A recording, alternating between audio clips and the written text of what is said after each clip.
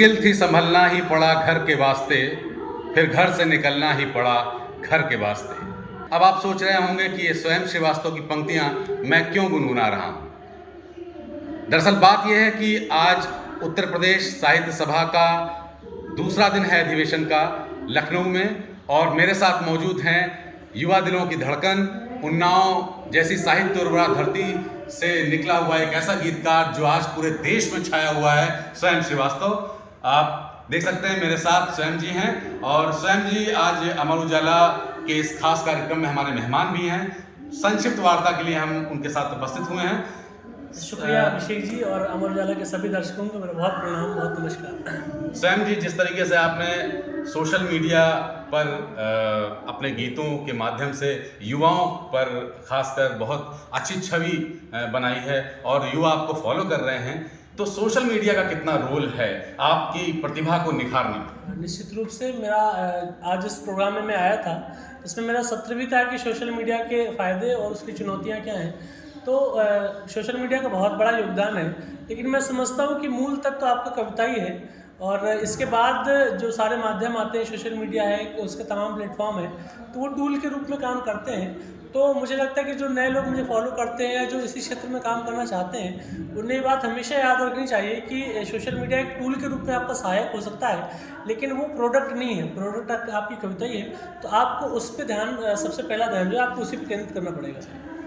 अच्छा, दूसरा प्रश्न ये है कि आप जिस धरती से आते हैं वो निराला की धरती है, भगवती चरण वर्मा की धरती है, वो हसरत मोहानी की धरती है, प्रताप नारायण मिश्र की धरती है, वो रामविलास शर्मा की धरती है। तो वहाँ से बहुत लंबे समय बाद एक ऐसा नाम उभर कर सामने आया है जो न सिर्फ राष्ट्रीय फलक पर बल्कि अंतर्राष्ट्रीय फलक पर जाना जा रहा है, और उन्नाव का नाम वहाँ तक जा रहा है। तो ये सब चीज़ें सुनकर देखकर कैसा लगता है आपको? शुक्रिया अभिषेक भैया।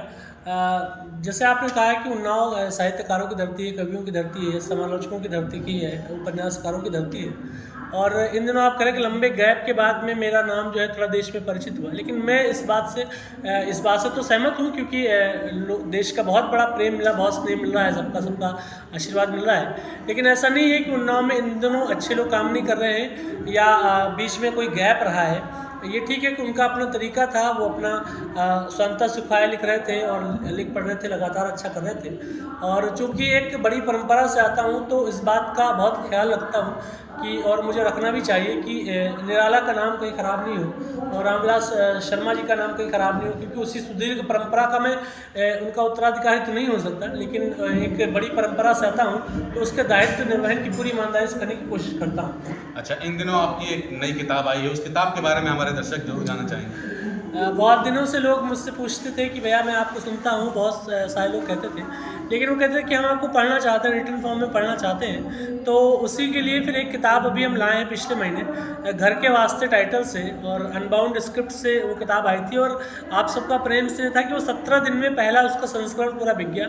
अभी दूसरा संस्करण फिर से आया है। तो अगर आप मुझे कविताओं को पसंद करते हैं, मुझे पढ़ना चाहते हैं, मेरी कुछ उन कविताओं तक पहुँचना चाहते हैं जो सोशल मीडिया के दौर में आपके वीडियो माध्यम से नहीं पहुँची है, तो वो सारी कविताएं आपको किताब में मिल जाएंगी। किताब आप ऑर्डर कर सकते हैं, और मुझे प्रेम स्नेह भी आप भेज सकते हैं किताब के जो उसमें है, तो मुझे बहुत अच्छा लगेगा। अच्छा, आपको देखकर बहुत सारे लोग फॉलो कर रहे हैं, बहुत सारे लोग लिखना शुरू कर दिए हैं आपको देख कर।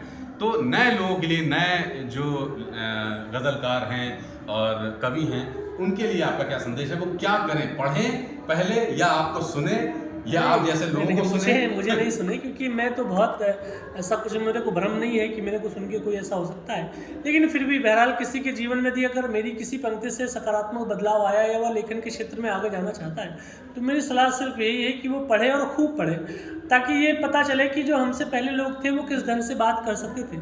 क्योंकि कविता जो है वो रिसर्च है, कविता सर्च नहीं है। कविता एक विषय पे 10 बातें कह दी गई हैं, आपने 11वें ढंग से बात कह दी या 11वीं बात कह दी, तो वो कविता हो गई है। तो नए लोगों को यही सलाह है कि वो खूब सारा लिखे, खूब पढ़े, और अपने लेखन में ईमानदार रहने की कोशिश करें, कुछ नया करने की कोशिश करें। बहुत बहुत शुक्रिया आपका स्वयं श्रीवास्तव जी। तो ये थे स्वयं श्रीवास्तव जी।